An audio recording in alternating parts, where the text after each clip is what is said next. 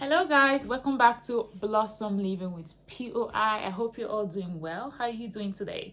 Leave a comment below and let me know how you're doing because it's Mental Health Awareness Month. So I wanted to do a check-in and see how you're doing. So today I thought we'll talk about vaginal dryness, my personal experience, some of the symptoms I have experienced, and also why we're at it. I wanted to share my experience with the Vagifem that I have been on the past 8 to 9 months. So I want to share my experience with this a little bit. Okay. So the way I'm going to start this video is by sharing some of the symptoms. I'm sure there was more, but these are the ones that jump out to me.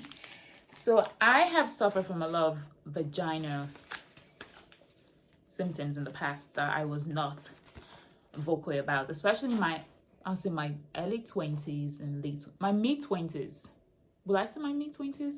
Yeah, mid-20s to like early 20s to mid-20s. I suffer from a lot of vaginal dryness because I was obviously sexually active. And it wasn't something that I was vocal about or willing to talk about at all, or willing to express about and tell my partner about. Obviously, I had been diagnosed with premature ovarian insufficiency then. I wasn't even in a stage of acceptance with my menopause. Let's talk about the symptoms I'm feeling with vagina issues. It wasn't something. It was something I didn't have to endure it, but it's something I have had to deal with and have to suffer from a lot of these symptoms because I was not talking about it. I was not expressing how I felt. This is, I just didn't know. And I didn't also know that, vaginal symptoms were also related to menopause because I didn't know much then as well either. So there's a lot I've had to deal with. But now as a grown 30-something years old woman, I know better, and I know how to do better for myself, and I know how to, express myself better. And, so anyway, so some of the apart from vaginal dryness, I've also suffered from soreness. There was a time I dealt with having like my vulva was both sides was dry, itchy. It felt like the skin was peeling off, dry, itchy, sore, red, and it was just constantly itchy. And I'm the kind of person right from the beginning, I take a mirror and I take a flashlight because I am a beautiful dark-skinned woman. I take a flashlight and I'll put a mirror and I'll analyze myself. So that's how I knew how things were down there, why I was so itchy, why I was dry, what area, and how it looked like. And I'll sometimes take a picture, and so yeah, so that's how I knew. So if you don't do that, it's so important for you to just look down there and see what's going on down there with yourself, especially when you're feeling any sort of discomfort. So I suffer from pain, dryness, bleeding during intercourse. In the past, I've experienced bleed during intercourse, and the guy thought I was a virgin. I wasn't a virgin. I was just dealing. I was not a virgin. I was dealing with vagina-related menopause issue, and I just wasn't, expressive about it. I just pretend as if I don't know what you're talking about. Okay, just if you make the assumption if you think I'm a virgin, because I wasn't talking about it.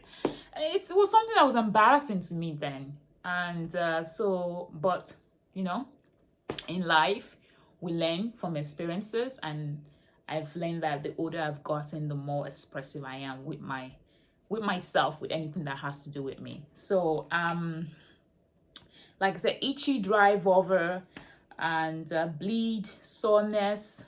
I've also suffered from bladder issues, and I've had some embarrassing moments with my bladder issues. And if you have the POI/early menopause journal and you've read the personal stories, you get the gist. You get the gist. I've suffered from quite embarrassing moment, but you know what can you do? So those are some of the symptoms I've had to deal with. And also the thing is, when I was in my early 20s and mid-20s, like I said, I didn't talk much about it, but when I got to my late 20s, it was something I started talking more about. Especially that's when I started talking more about my menopause and sharing and I started being more communicative and expressive to GPs and doctors about how I felt. And that's when Vagifem, the Vagifem idea first came up. But then I was told that, you know, I've said this many times, that I didn't have to take Vagifem because I wasn't having sex. But that was incorrect. And that was, again, I had to suffer a lot of symptoms as well, up till 9 months ago when I started Vagifem for the first time. And so, where was I? I'm blanking. Hold on.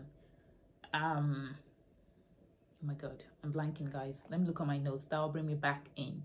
That will bring me back to my thoughts. As I was saying, so yeah, so it's when my late 20s, now in my 30s, I'm more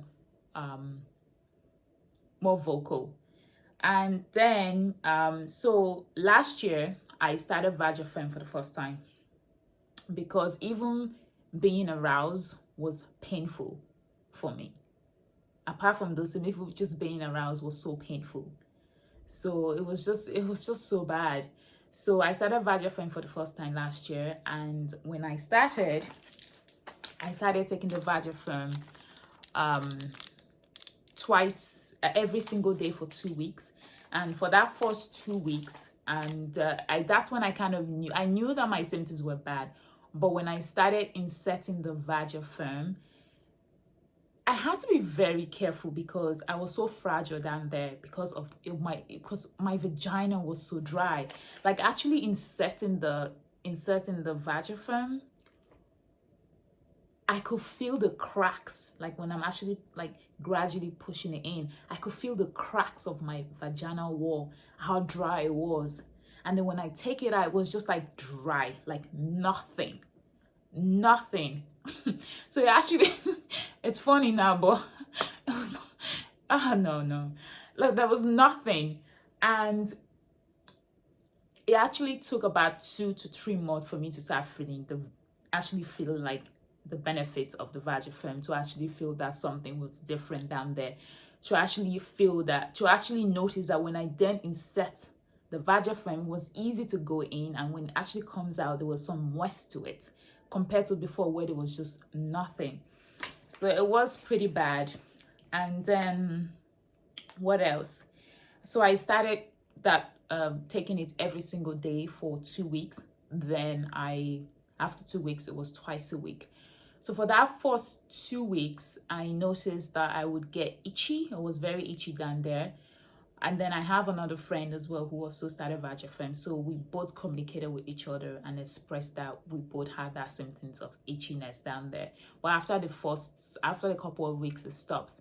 So for anyone out there that is on Vagifem or that have actually used Vagifem before, is that something you experienced for the first few weeks of using Vagifem, like itchiness? So that's what I noticed with me. Apart from that, really nothing else really rings out in terms of any other thing that I noticed. It was more of a huge benefit to me, and it was just the itchiness, and then after that it dies out. And then what else? I was taking my Vagifem in the morning during the day.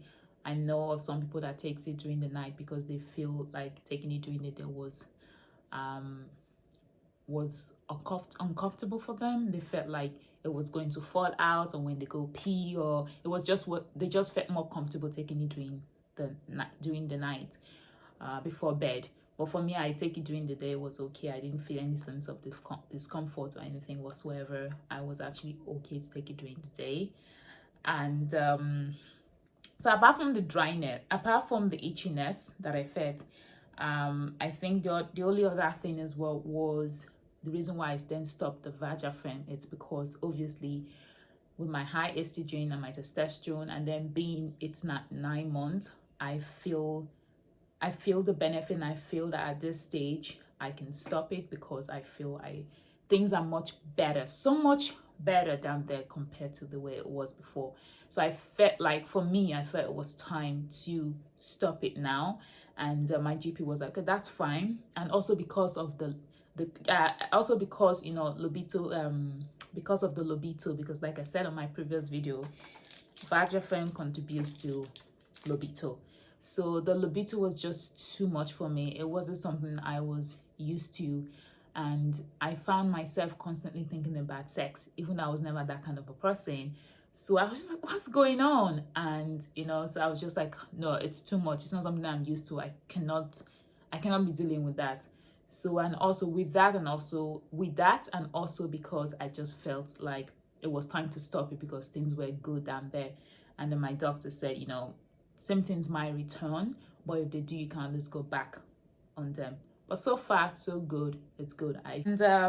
So I just want to say as well, if there's anyone out there who's experiencing any kind of vaginal issues, guys, go talk to your GP, talk to your doctor, bring up the vaginal treatments in terms of Vagifem, and there's different types actually of vaginal dryness treatment. So what I'll do is I'll leave a link below and go read that. Bring it up at your appointment. Talk about the Vagifem. That could be of a huge benefit to you. So don't suffer through, I'm dropping things. Don't suffer through any type of symptom. Don't suffer through symptoms and just be silent about it. Don't, guys. Do not do that. You know, make sure you're vocal about it. Make sure you express how you feel. Take a mirror, like I said, take a torchlight and analyze what's going on down there. So that way you're able to, you know, explain about yourself. And while we're at on this topic, there's one book actually I want to share that I read. And one moment, let me get it. So I think I've talked about this before. Me and My Menopausal Vagina by Jean Lewis. So definitely go get this book, okay? So go get it. So you can learn so much as well from that. And yeah, so that's all I wanted to talk about today. And I hope you enjoyed this video. And don't forget to check out the resources. And I should talk to you guys later. Okay? Take care. Bye.